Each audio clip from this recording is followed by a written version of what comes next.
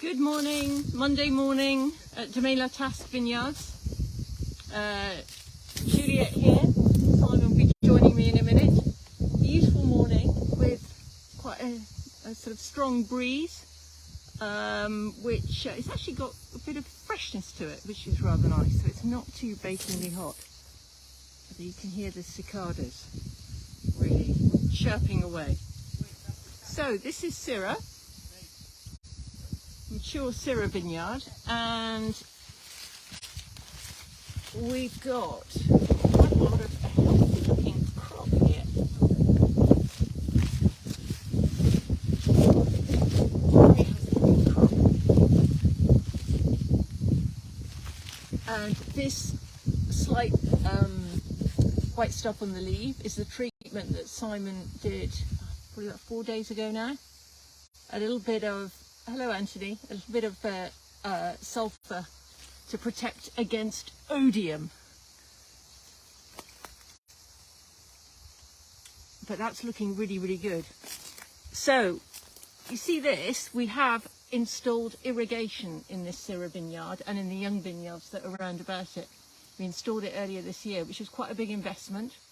And we decided to do it because some of the young vines were really struggling to get established, and it's quite a dry site here. And also last year our Syrah, this parcel here, was a very, very dry year, very, very small berries, and it was just, the berries just got too high in sugar too early before there was enough flavour. So and if we'd been able to irrigate, we would have made a much better wine, because it would have slowed down. It would have meant there would have been less stress, and the berries wouldn't have been so small. Hi Jen, hi Angie. So this is a big investment that actually, although having said that, we haven't actually watered this Syrah yet this year. But if there's no water over the next month, then we will do it to just make sure these berries plump up, because they need to be a bit bigger than that. It's fine at the moment, by the time we harvest in September, we need them to be a bit plumper. Okay, so what's Simon doing? Yeah, people think making wine in the south of France is glamorous. Yeah. Simon is hand weeding with a very high-tech implement. Yep. Yeah. And weed control. Yeah. This is highly sophisticated. Yes. This is an old disc from an angle grinder, but because it's diamond tipped, it's really good. Right. Okay. Yeah. So it's been cut in half and welded to a stick. Yeah. It's actually much better than anything you can buy. Yes. Because we have actually weeding between the vines is always quite difficult to do. We have got a guy with an antiset which does weed between the vines, but it doesn't do it perfectly. No. So we're sort of tidying up by hand. So that he can do it again. So he can do it again. Yeah. Yes. Just particularly with some of the weeds like this that are right next to the vine. You can see that vine there. It's really struggling to get established because we're needing to clean that up. And okay, we've just installed irrigation here, but then you just end up irrigating the weeds if you don't remove them. So we're having a blitz on removing the weeds in this vineyard, which is Bourbelanc, a white variety. I'm just going to go around the other side to pick up this one. Yeah. Yeah. Oh, there are two there. Yeah, I know. Yeah, I don't know quite how that happened. Jen is saying we need some goats. Yeah, but the goats, but they eat everything else. They would eat all the leaves as well. That's the trouble. They're not very discriminatory goats. I went to listened to a lecture on sustainable viticulture about how animals can help remove weeds, and they talked about how sheep are good as well. Yeah.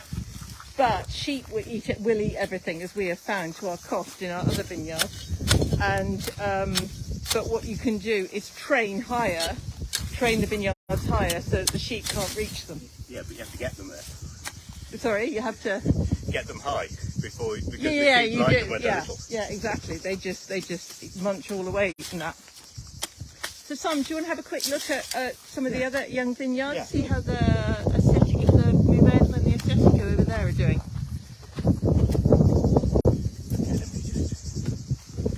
Well, it's quite hard work because we've got to attack all the ronces as well afterwards. Hi, Catherine. Catherine Comberbell, Catherine. Yes. Oh, good morning. Yeah, who knows all about how hard it is Well, to exactly. farm organically and remove weeds. So, yeah, we're going to Assetico down here. We've got two little Assetico vineyards. And the one on the plateau behind me is the most vigorous. But this one... I'm just going to show one of our other problems that we've got today. Can we show something positive as well? No, just positive. Right, let's go down here. Yeah. But it's about trying to explain Yeah.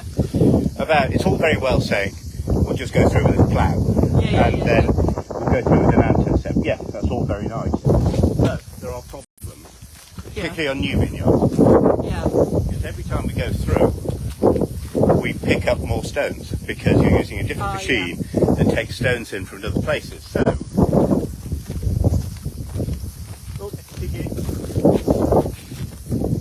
Oh yes, Epifigure, isn't it? Epifigure. Always think it looks like a humbug. Yeah, there are lots of them this year. Yeah. Yes, there do seem to be more than usual. I think it's also called a saddle cricket. I think. They don't. They're really harmless. They're harmless. Yeah, they're fine. They don't actually do anything negative. But they're quite big. I mean, that gives you an idea how big they are. Yeah, they're quite big. Yeah. But anyway, That's a big problem stone. is, that's a stone that just gets dug up again with a new machine. So I have to come through. So one of our jobs today is to come through here with a trailer and a tractor and pick all of these up and take them out. Because the It's problem not that easy to pick that stone up. It's quite heavy. But the problem is, if you don't do it, it gets dragged by the machine And then it rips out the vine. Yeah. And that obviously is, and we've lost a few that way. Yeah. Yes. So you're literally going to go with a tractor and a trailer. Yep. And one of the guys. One of the guys. Yeah. I don't think I want the job of lifting those stones because some of them are even bigger than that, aren't they? Yeah, because that's a good weight. Yeah. What's that about? 30 kilos. Is that 30 kilos? Yeah. Yeah. No, I'm definitely not doing it. Yeah. I'm paying for that job. I think I'll do the weeding. Right. Look at these grapes. Yeah. You know, one thing where this plant has got is quite well established and a good leaf coverage, so we can leave that. But some of the littler young vines that are small that have got grapes, we're going to have to cut some of them off.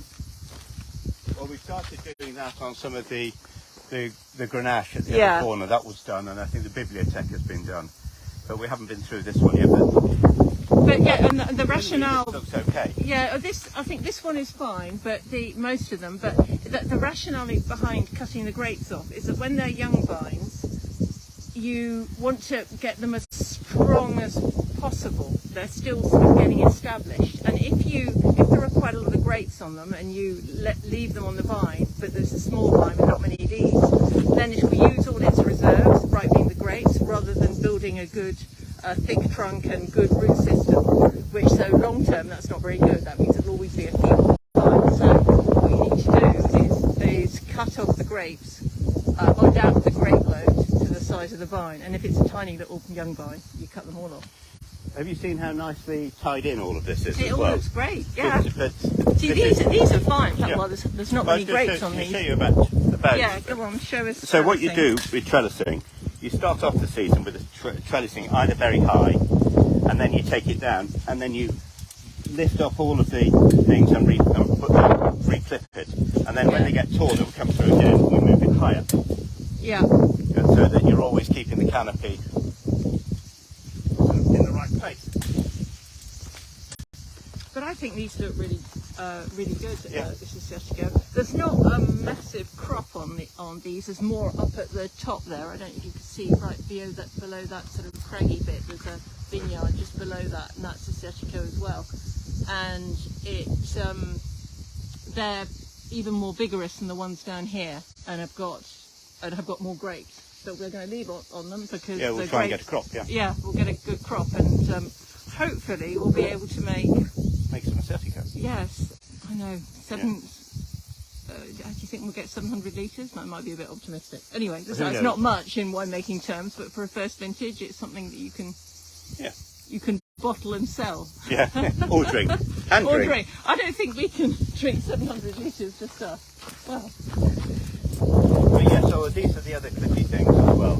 Oh yeah, the things that hold it together. So because it's obviously 5 metres between the posts, so sometimes it's a bit floppy, so you just do this and then these little clip things, and they're biodegradable, so if they fall on the floor, they're made of wood. Yeah. So Catherine loves your green crops. Yeah. Agricultural crops. There's plenty more where those came from. Yeah, they're eco crops. Yeah. I don't think so. Yeah. So you did a treatment a couple of 3 days ago, 4 days ago. Thursday, I think. Thursday. Thursday. And realistically, how many more do you have to do? At least 3 more. You think? Yeah. It depends on the weather as well, doesn't it? 3 more. Yeah. 3 more, and then that's it. By the sort of odium is the problem this year. We've got no mildew, so I can start drop. Well, I have started dropping the amount of copper. Yeah. But mildew is still high pressure on mildew, so we've been adding some new organic, obviously organic products. There was a powder called Carpet, which I hadn't used before, which seems to be quite effective, so that it just improves the effectiveness of the salt you're putting on. Yeah, there are quite a few products that you can do to improve the effectiveness. Because we've stopped using the Essentiel, which is the orange one, the concentrated orange, because it would burn now. Because it's just too hot. We see a little bit of burning, but let's see if I can find some. Well, yeah, that's burning. That's treatment burn, but that's really nothing. So before harvesting, we need to to get on top of the weed. Oh yes, another. Oh yes.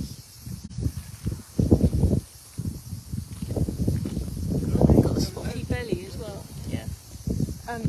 Yeah. So I was just saying, you've got to do those treatments. Yeah. 2 or 3 treatments, and there's damage from machine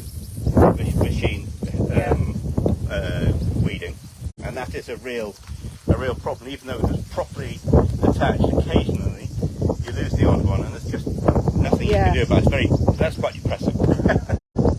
Well, that is the casualty of being mechanical. Being mechanical and using machines to take out weeds. I told you I went on this.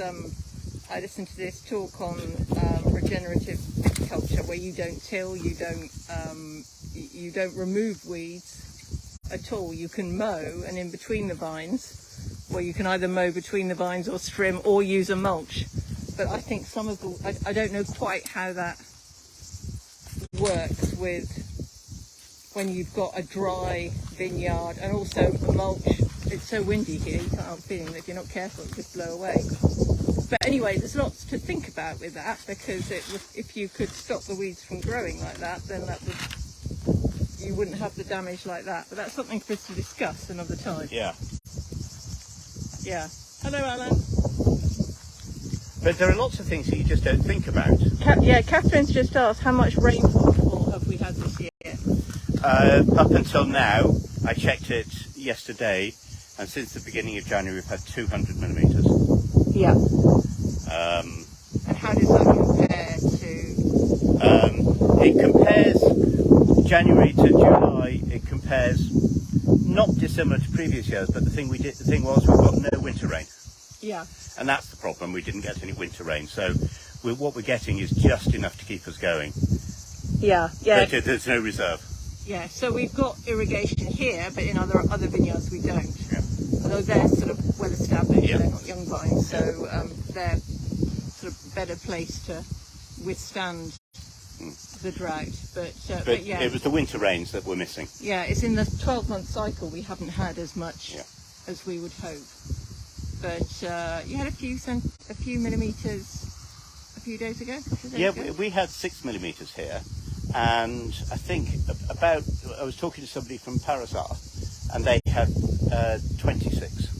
on the same night. Parazar is like 5 miles. Oh look, yeah. Oh yes. Yeah. Oh, you probably can't see him. Oh, no, A hare. there was a big hare just leaping away there. Yeah. Which is Yeah, the hare that ate our Carignan Blanc. Yeah, last year. probably. Yeah. Yeah. So I think we'll have him for lunch. Yeah. Yes. Hello Maria. Hello Ludo. Hello Margaret. So, yeah. So so we've also, as I said, I want to go through the vineyard and cut off the grapes to adapt the crop row. I will do that because I know you find it I really hate difficult it. to do. Yeah, because I grow all these lovely grapes for you, and then you chop them off. No, I'm only going to do it on the young vines to get them established. So I'm not going to, and only on some of them. If they're good and vigorous, I'm going to leave it. Yeah. So, but almost looking at each vine, is that well established? Has it got a good? Is the leaf ratio to the crop? Is it correct? And in some vineyards, like this one, I'll hardly cut anything off. In some of the other vineyards, like the Mourvèdre, which is just behind here. Of all of the cepage, the Mourvèdre has been the one I think that's been most difficult to get established. Yeah. Mourvèdre est difficile. Yes. Un peu spécial. Yeah, it is quite difficult. Yeah. So that's Mourvèdre. Yeah, this is Mourvèdre here. Well, that looks quite Yeah, that's quite healthy. chirpy, that vine. But if you look at this, well, actually, there's no grapes on this, so that's struggling a bit. And I think when we go through, we're going to have to remove those weeds by hand. Yeah, that's a bit weedy. This is looking okay. Actually, there aren't any grapes to cut off there, so that makes it. But yeah, Mourvèdre is notoriously difficult to establish, so we'll get there with it. But it'll just take a bit longer. Hopefully, we'll get a decent crop of it before we retire. Hello, Michelle. Anyway, can I go back to my weeding? Yes, and I'll join you. Okay. Have you got any gloves for my delicate hands? Oh, I need to go and get some. Yeah, you do. Anyway, yes. So signing off now from Domaine La Tasque. And if anyone is watching from who's local to the area, we have our village wine fete this Friday, the 7th of July, 6 p.m. to 9 p.m. You wander around the village tasting wine. There's going to be food trucks, live music, expo of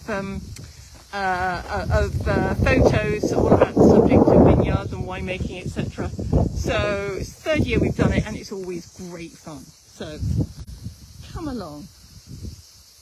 Okay, bye.